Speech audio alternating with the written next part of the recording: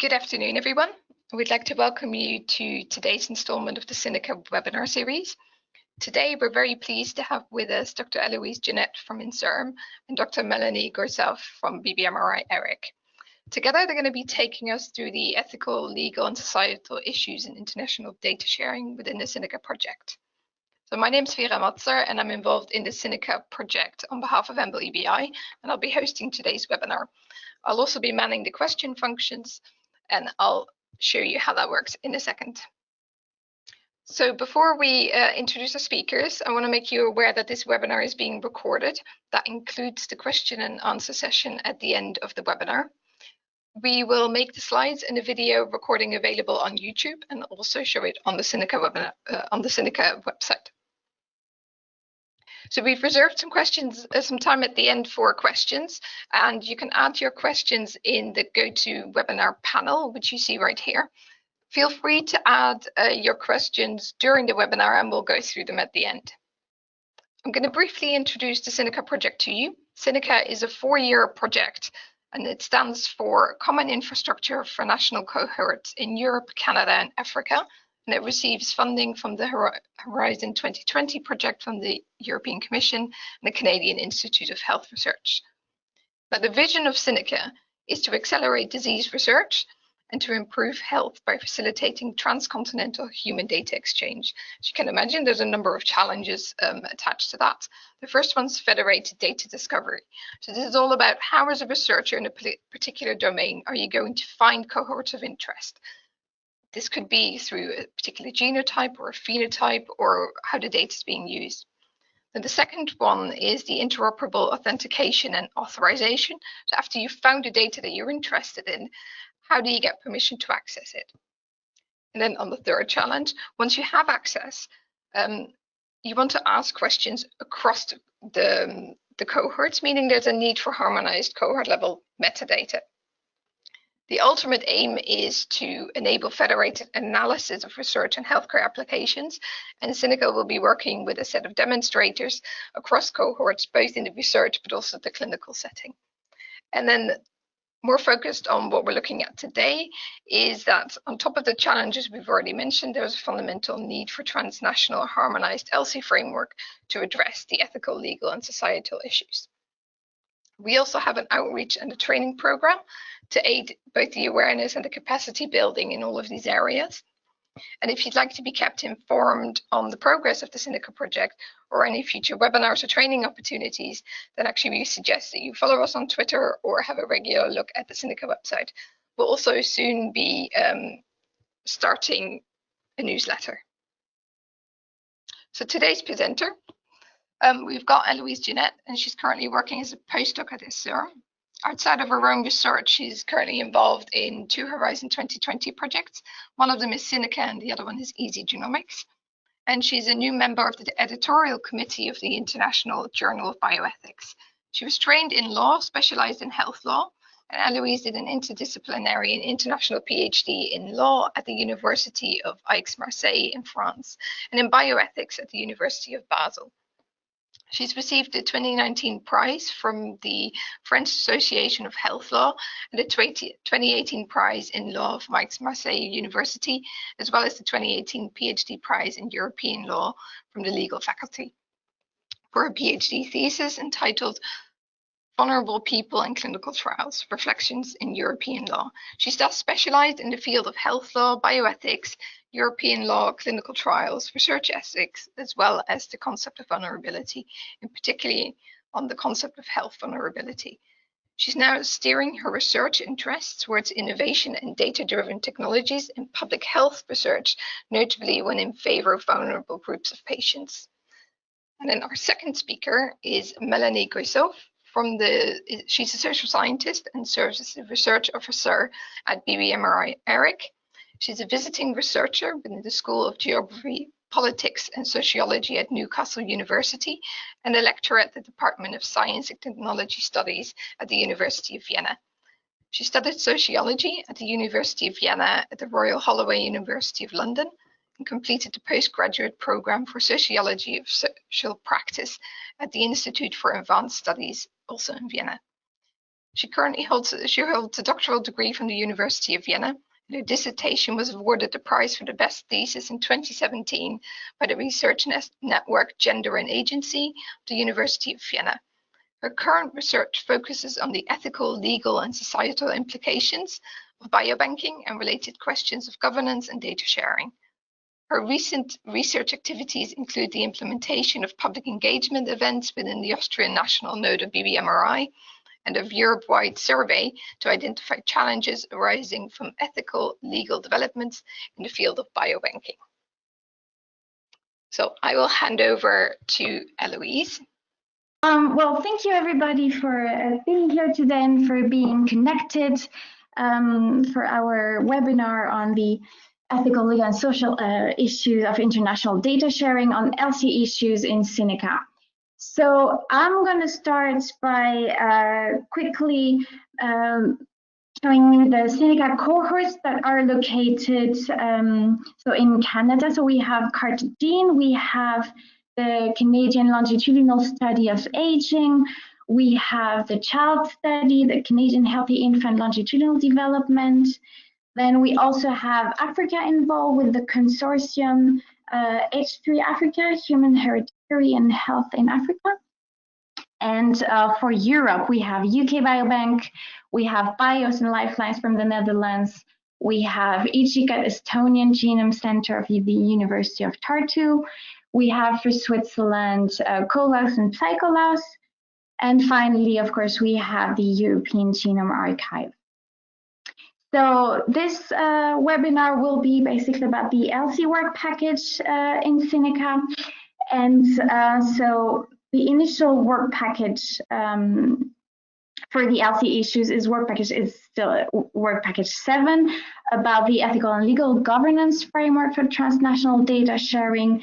But during the negotiation with the European Commission, an additional work package has been added about the ethics requirement. It's more about compliance monitoring, but that's what we started with because all deliverables had to be done within the first year. So that's what I'm gonna start presenting first, all this work package 9 deliverables, which were about, first of all, documenting compliance. So we had to collect from each cohorts that I presented before the informed consent forms and information sheets. So not each project's consent template, but rather, if available, guideline from the cohort, because it was unreasonable to ask for each project's templates. And the same thing for ethics approval that we had to collect.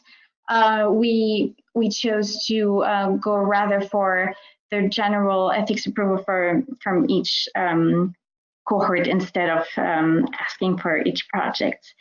Then we also had to document the relevant authorization for the processing of previously collected personal data.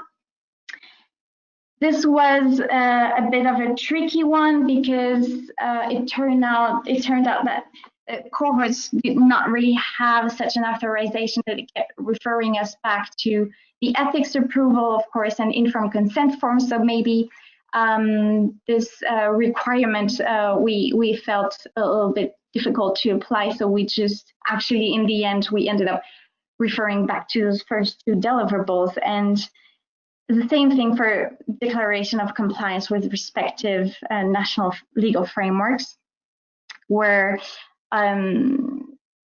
cohorts expressed difficulties, and they kept also referring back to data access committees and research ethics decisions. So that was a little bit difficult, but once we found out, we just did it that way. And for the last one, so we also had to collect all the contact details of the data protection officers and make sure that all the cohorts had made those contacts available to the data subjects.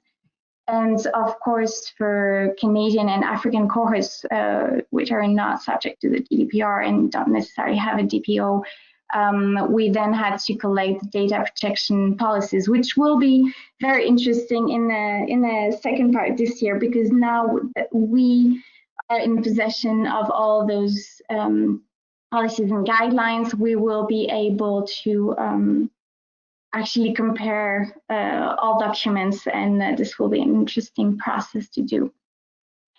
Last but not least, we had also to collect adequate authorizations to import data to the EU or to export it from the EU. And I will talk a little bit more about this deliverable in further developments, because this was also a rather tricky one. So for now, we still have 3 ongoing deliverables for this work package 9. So we have so the deliverable on the data protection impact assessment. So we have to provide an opinion if a data protection DPIA should be conducted, and to evaluate the ethics risks there.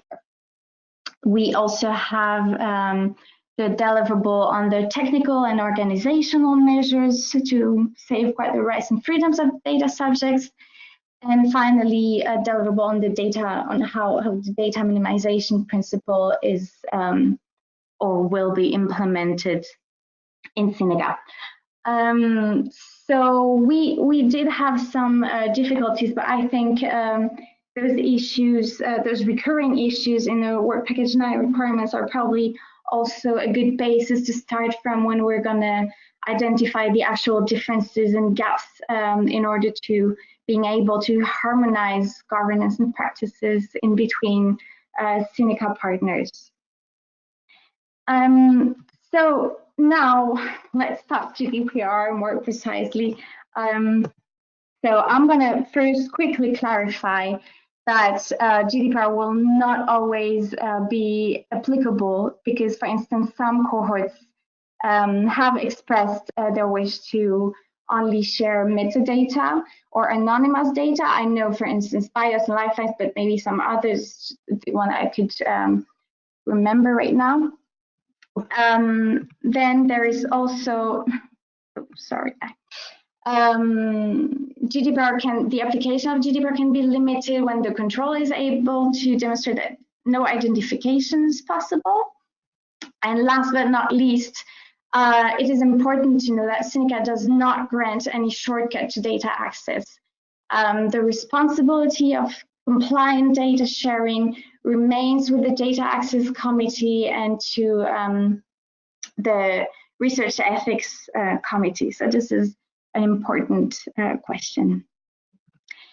So how does GDPR apply in the international setting of CINECA? Basically, GDPR applies to any personal data that is processed in the European Union or that has been collected in the European Union, even by a controller not established in the EU. So GDPR guarantees should thus apply to personal data from European cohorts when processed in Canada or Africa, as well as to personal data from Canadian and African cohorts when processed in Europe. So the applicability of GDPR in European cohorts makes sense. It's no problem for EGCAT BIOS and UK Biobank. For Switzerland with COLAUS and PsychoLaus, it's also not a problem because they do have an adequacy decision from the European Commission since 2000. Then for EGA, it's also not a problem because although they are international, their activities are tightly linked and embedded with European activities and partners, and it has already made sure that any data processing is compliant with GDPR and has made a detailed analysis available online. But really problems start with Canadian and African cohorts. So for child CLSA cartridging in H3 Africa, and this is the whole point of CINECA as well, is to promote harmonization. So those safeguards will have to happen through either legally binding instruments or contractual clause. For now, we lack a bit of experience on that. because data exchanges have been one-sided so far. I know Canada has not shared data yet. H3 Africa has, but the reverse direction hasn't happened yet. But the goal is for it to happen, and it will be the angle within Work Package 7 to compare the policies and make them compatible. So when GDPR does apply for all the other cases, data will be particularly sensitive because it's genomic and health-related data. So by principle, it's not allowed, but there are a lot of exceptions that are provided for in the GDPR in Article 9. For secondary use of health-related data for scientific research, we have 3 legal bases in GDPR that would be relevant to CINECA. So we have explicit consent, public interest in the fields of public health, and scientific research. So we're going to go through all 3 of them.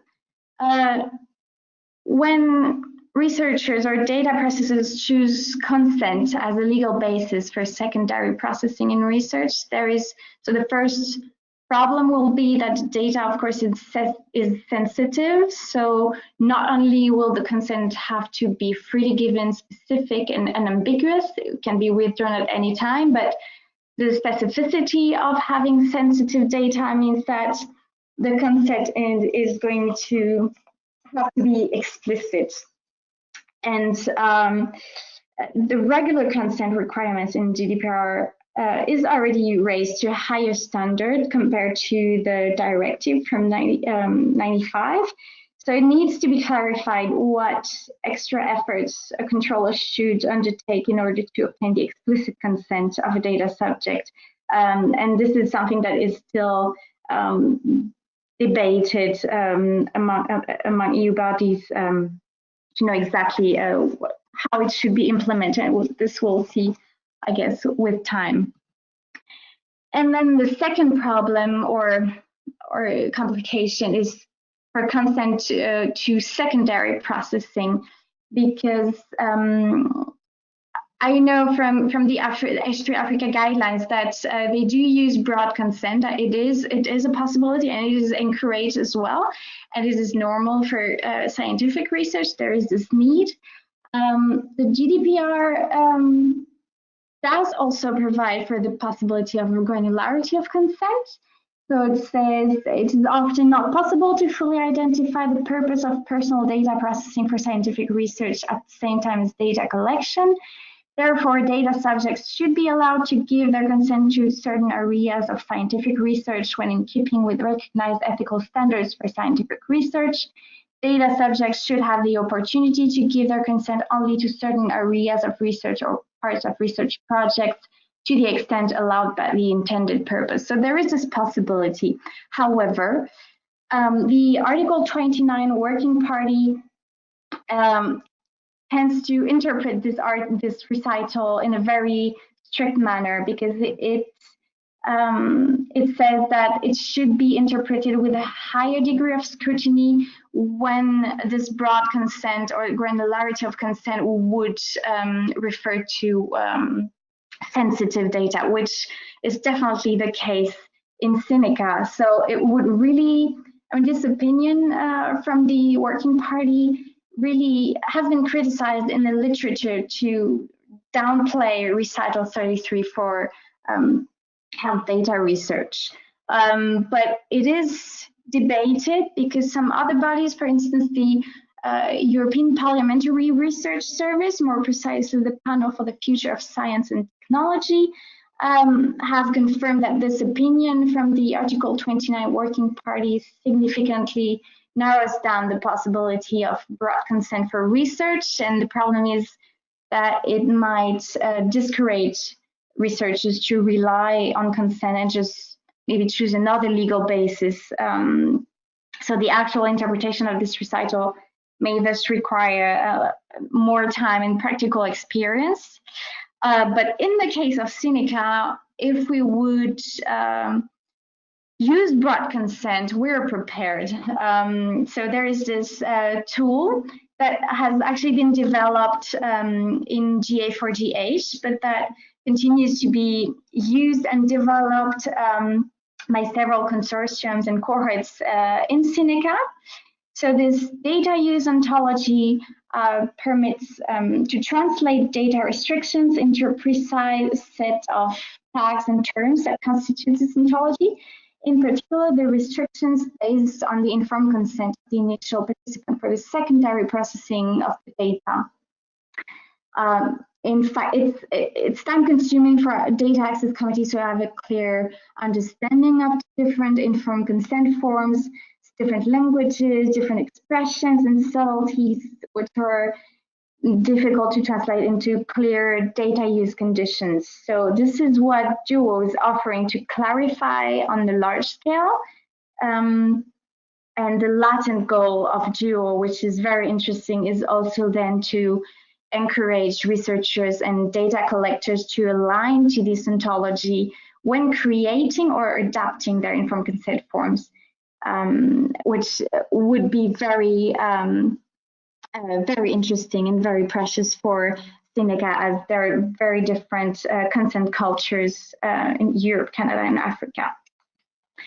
So that would be if the data processor would choose consent as a legal basis. Then we also have another option with the public interest in the area of public health. So that concerns rights to health, or when one wants to promote a high standards of quality and safety of healthcare. And then in that case, GDPR provides for a lot of derogations. That national laws can apply a lot of derogations when using this legal basis for secondary data processing that you can see this list.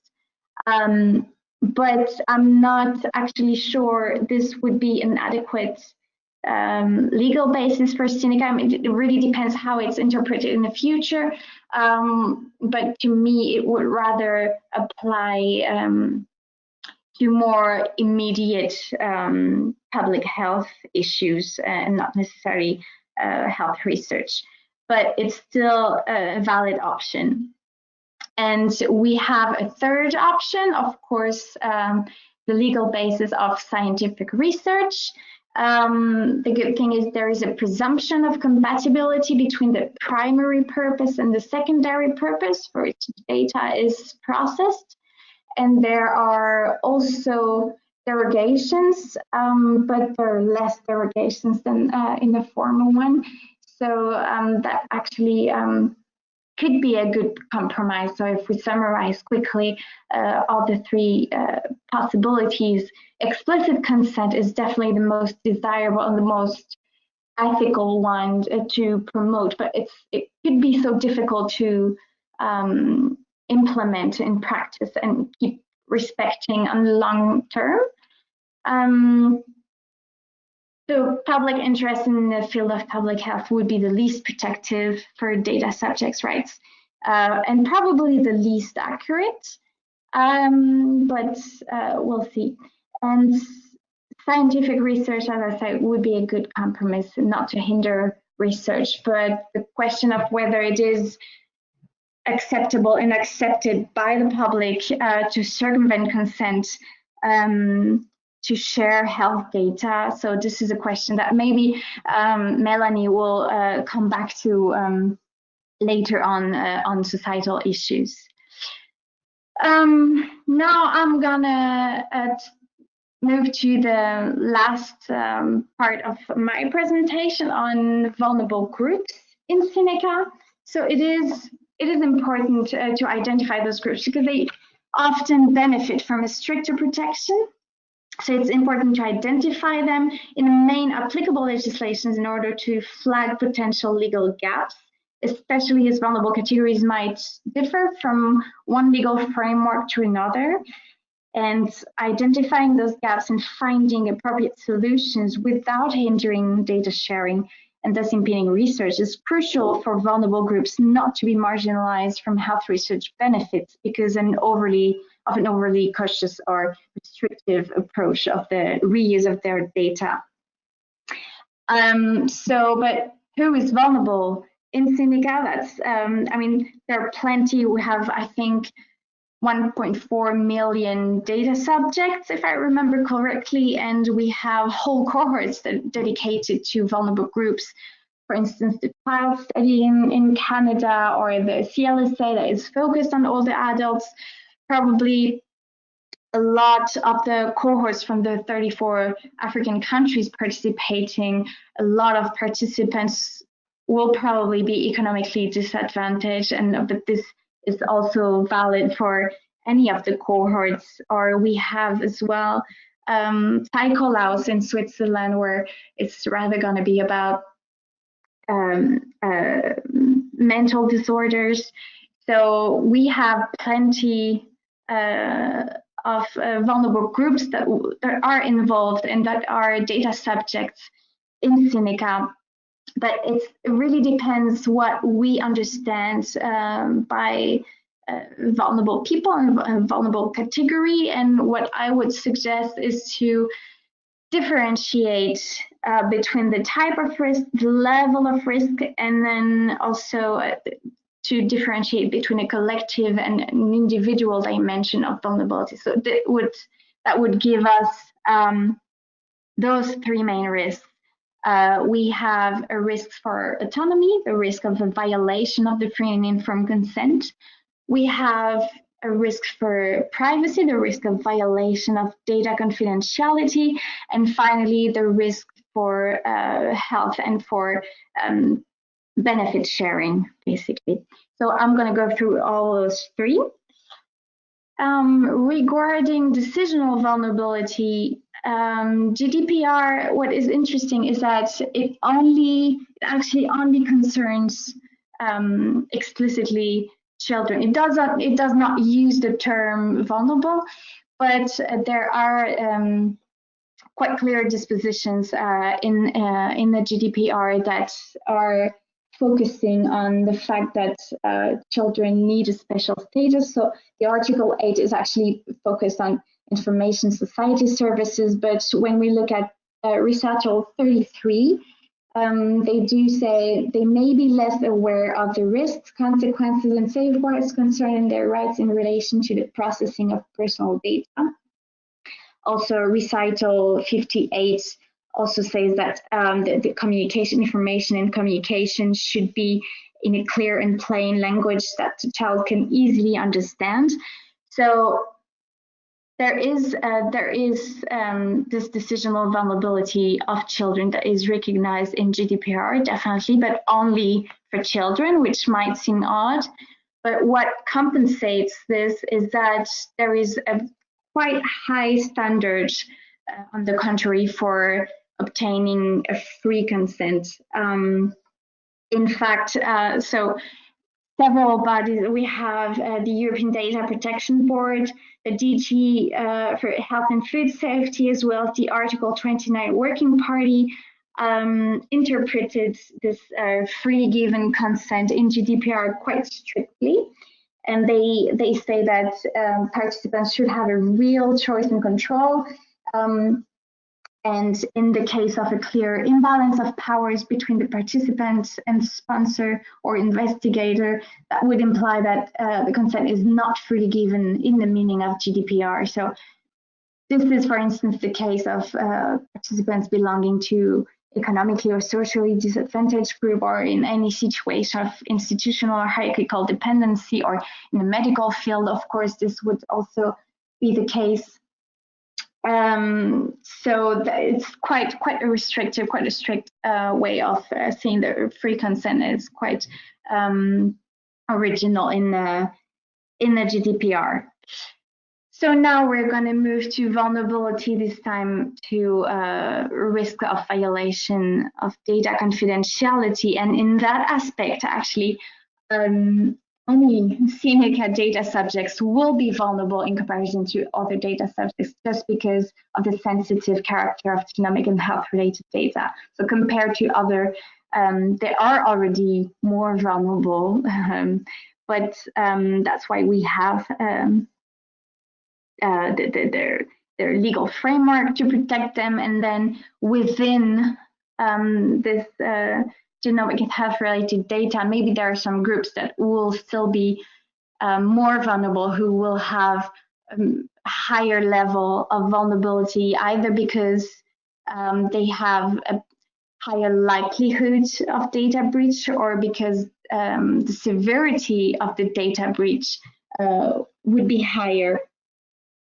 So for this, a useful tool would be the data protection impact assessment, because it obliges the data processor, so through a GDPR application, to identify those ethics risks and to identify, most of all, the residual risk, even after having put into place all the safeguards, to search for the groups or the situations where there is still a higher risk than it should. And so the likelihood of the risk is usually about identifying the technical measures, but what is very interesting in GDPR is that when they have to explore the severity of the risk, because it probably implies to look at rather human factors of vulnerability, as it will depend on perception on different groups of people. And indeed, the Article 29 Working Party said it was really an originality of the GDPR's DPIA in comparison to other data protection impact assessments. So that's a really good thing. And we do have, as I mentioned earlier, we do have this deliverable and the data protection impact assessment, but it's not ready yet, but it's going to be interesting when it's going to be done. And last but not least, so vulnerability to health benefits, vulnerability in violation of benefit sharing and equity of access to health research benefits. So I would have two broad examples. It can concern, for instance, under or over or ill-represented groups of patients where the data that is shared could be having hidden discriminations. So that could stem actually from the data itself, where with statistical bias in the model, in the way data is presented, in the way it's summarized or findable, there can be also a societal bias in the data, in the way it's been collected and in the way it represents the real world. And of course, algorithms can also be biased, the selection algorithm that permits to find the data, but also the research algorithm itself. So all those discriminations and biases can, in the end, marginalize some groups even more and marginalize them from health research benefits. So this is one case. This could be, for instance, rare disease people or minority populations. But the other issue, and that has been denounced in the literature as well, is for the international data sharing to mostly benefit richer countries and institutions, whereas not so much for low and middle income countries. And this remark is very interesting, as we have, of course, H3 Africa, and the goal in CINECA is precisely to enable those data exchanges both ways when we'll have coordinated and harmonized governance frameworks a little bit more. Of course, we have, for both cases, we do have the fair data principles that are largely applied and developed in CINECA, and that would tend to do less marginalization and more equitable access to benefits of health research. But all those, especially with the low and middle income countries, I know that Melanie has crossed in the stakeholder engagement study this issue. So I'm gonna hand over to her, and because she's gonna talk about the rather societal issues of international data sharing in CINECA. All right, thank you. So to all what Éloïse just said, I want to add another layer, which is societal issues and also the side of stakeholders. And what we already know from literature from the field of biobanking is that public attitudes towards sharing of biological samples and health data are very diverse and shaped by certain assumptions about the meaning and the assigned value of these materials and data. And it's also especially in the cultural and national context, which is important for CINECA. So related questions of, for example, ownership, benefit sharing, return of results, collaborations with the health industry, and last but not least, transnational sharing, just to name a few examples, influence people's readiness to donate to research and also the form of informed consent they are willing to give. So a major challenge here is for such collaboration that our participants of research participants are expected to think more globally, to act more globally in allowing international access to their data for future research without any personal benefit or return. And taking these considerations into account is very crucial to ensure continued public support and the sustainability of platforms and infrastructures for data sharing. So findings from quantitative and qualitative studies that address data processing from the perspective of participants and publics support providing information about data uses, since concerns about data protection and potential use of personal data outside the research context influence preferences for consent types and participants' view of biobank-based research. So trust in research institutions and greater transparency regarding the use, sharing, and processing of health data are of major importance for citizens, patients, and research participants. So transparency is required not only at the time of collection of informed consent, but throughout the whole research process. And we also see that kind of imaginations about what future research is able to do has an impact on opinion building. And to have a closer look to that is important, as it provides important insights into how consent and also governance should also look like. So it's not only about the legal compliance, but also about the acceptance of these frameworks and governance structures, which is important for sustainability and also for public support. So new regulations, such as the GDPR, which Éloïse outlined before, have also created new demands in terms of transparency in data sharing and data processing, participant engagement and international collaboration, and have highlighted also the need to adapt the current practices. So transparency regarding data processing is not only a legal obligation based on the GDPR, but also a preference for biobank professionals. And I'm turning now from research participants and publics to the views of biobankers and researchers in the field. So the importance of providing information about the data sharing with international partners and the need to engage with research and biobank participants more actively resonates also in the attitudes of European biobankers, as the so-called data in question survey has shown, which had been conducted by BBMRI-ERIC and other partner organizations.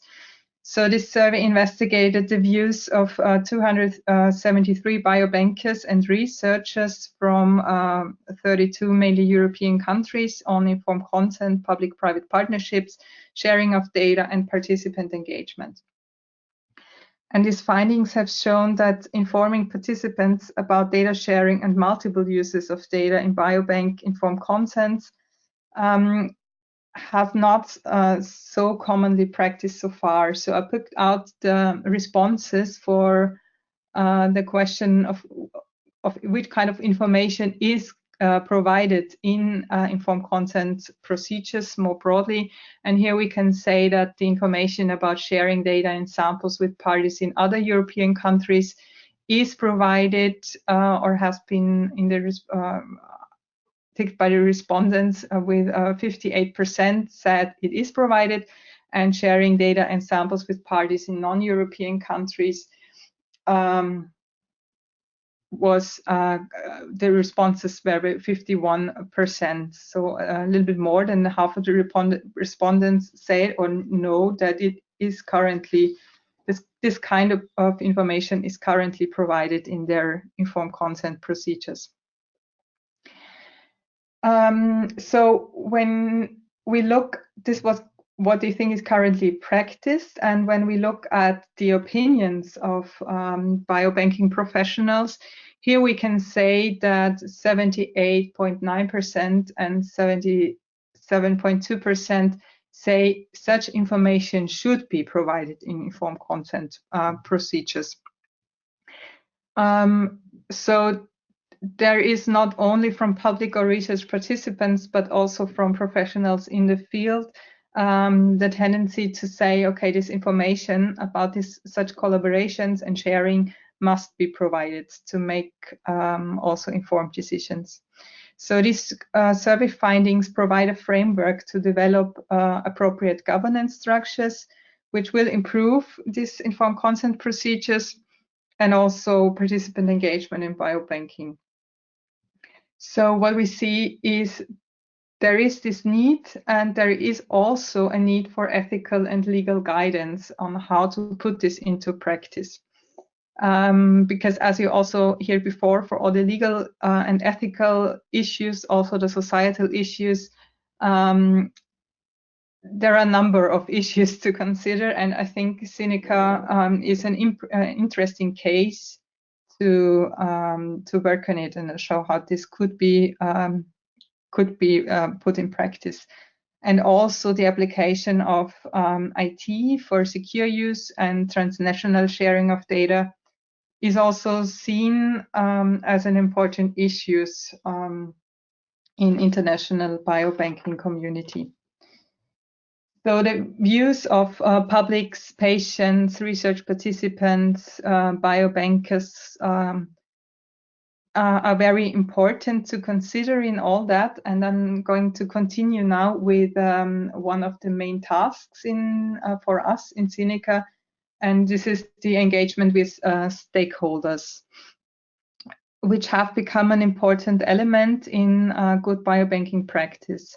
So while trust in research institutions and transparency regarding the use, sharing, and processing of health data are important for citizen, patients, and research participants, understandings on how to build trust have changed. So recent stakeholder engagement approaches no longer assume that publics simply need to be educated about science and technology to build trust, but emphasize an increased engagement with publics and advocacy groups in order to co-produce biobank governance, as also have been mentioned before. So participatory stakeholder engagement exercises in Canada, Europe, and also Africa have shown that collaboration between stakeholders and engagement of participants, communities, and patient advocacy organizations are seen as a very integral part of the governance structure, and furthermore that information about data access must be provided and that safeguards must be in place to ensure appropriate data use and secure data sharing, especially in terms of privacy protection. So consider participants also as, in that way, also as stakeholders, and I mean here research participants, given their active involvement in biobank activities. So also this, their views are very important here.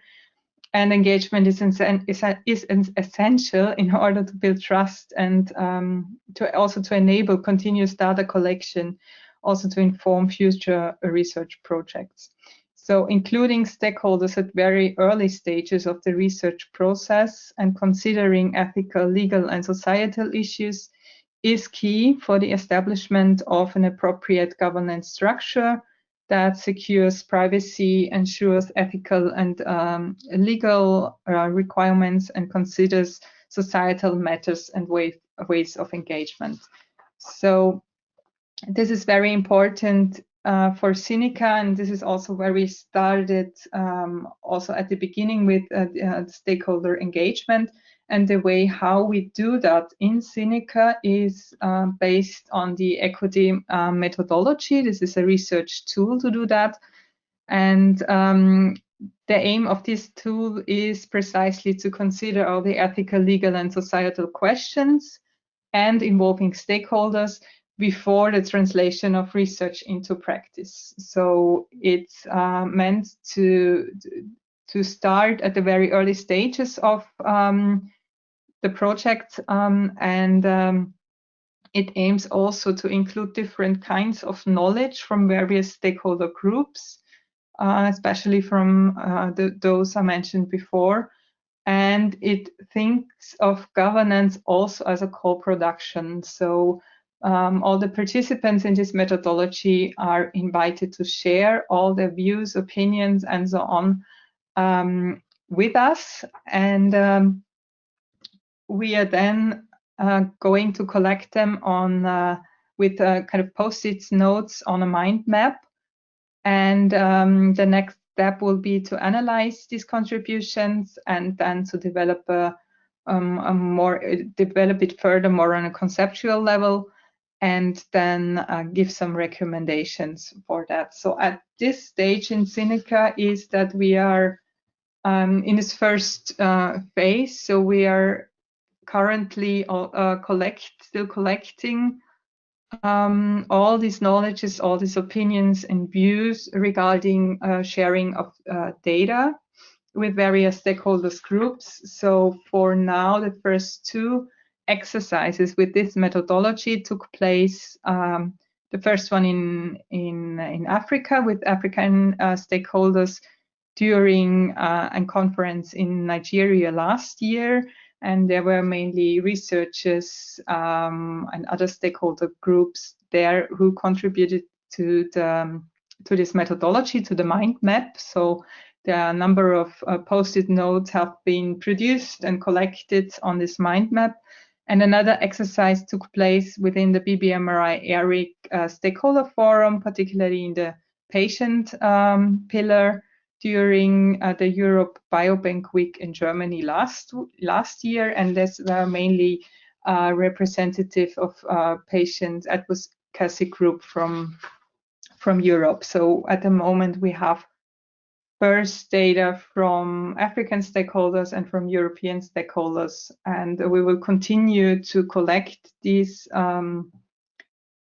this data. So what I'm going to share now are the very first insights we have been collected, and these are at the moment a puzzle with many pieces. And at this stage, it's I cannot provide any ready concept or anything else, but I can share some of the very first impressions which came up during these exercises. And in the next stages, then we will work on all these pieces.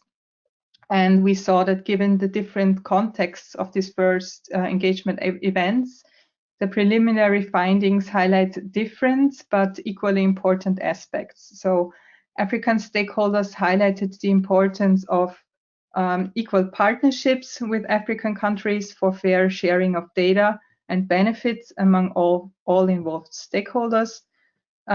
Respective mechanisms and safeguards need to be put in place to ensure the privacy and to protect patient data from misuse and exploitation, as well as to acknowledge the contributions of the research partners. So what Éloïse mentioned also before in terms of the co-production of research, and solid governance structures, continuous stakeholder engagement, and joint development of common standards are needed to build trust and to establish a fair, transparent, and functioning data sharing flow between all partners.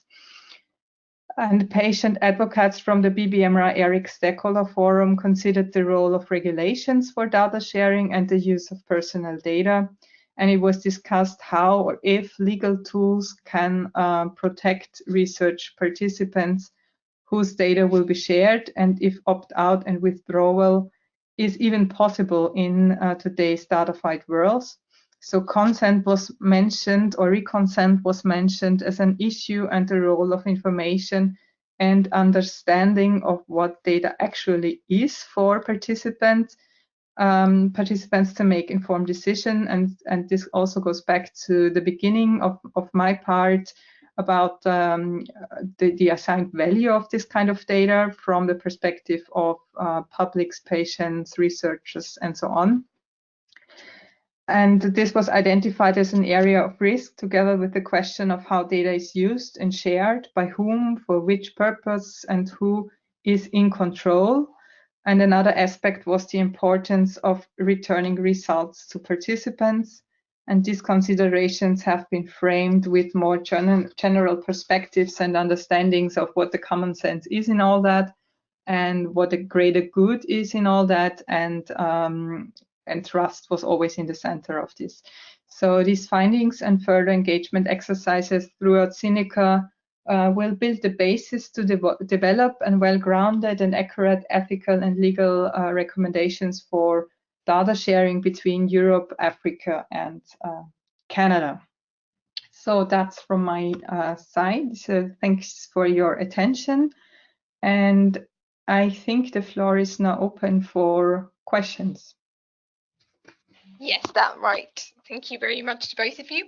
So if you would like to add your questions to the GoToWebinar panel, and then we'll go through them. While you're doing that, we had some questions submitted in advance, so we'll start with those, and that gives everyone a minute to add their questions to the panel. So the question we had is, in your experience, have the GDPR derogations with particular reference to Article 89 impacted negatively on the health data sharing? I think I'll take this one. So I don't think those derogations are meant to impact negatively health data sharing, because they rather, as I said earlier, they rather provide for ways for national laws to circumvent some of the data subjects' rights in order to ease the practice of data sharing for research. But it could, the way I see it, it could maybe hinder data exchange is rather a question of compatibility, or depending on each national law who is implementing those derogations or not, or the questions that we had in one of the deliverables in Work Package 9 actually is on the question of whether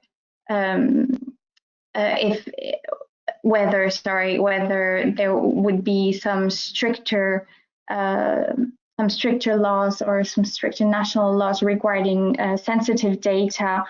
But in that regard, this is a question that I asked to all of the DPOs of the cohorts, and either they've replied that there's nothing stricter than GDPR, or they've replied that it would actually need a full-on analysis, a legal analysis, in order to figure out if any national law is stricter. So I'm afraid I don't have the experience for now, and we probably it will be time consuming to have this feedback on how it actually impacts data exchange, and it will rather go first through data access committees and research ethics committees who are actually applying those before the ELSI work package can have a grasp of it. So I hope it answers your question, although I don't have, I'm afraid, the experience. Okay, thank you. We've also had a question, which is probably more of a side note, on whether or not the published academic papers, whether copies could be shared of that. So I think this is something that we will look at. We'll have a look at the references and see if that would be possible. Oh yeah, we can share the whole reference list. Probably, maybe we can add that afterwards, but we do have it. That sounds like a good plan. Yeah, we can just add it to the slides and then make sure that all the links are in there when we share the slides through SlideShare. And there'll be a link when you look on either the YouTube channel or the website. There'll be a link to SlideShare, so there'll be a list there as well. Okay, if there are no further questions, then I'd like to thank both of our speakers very much and everyone attending.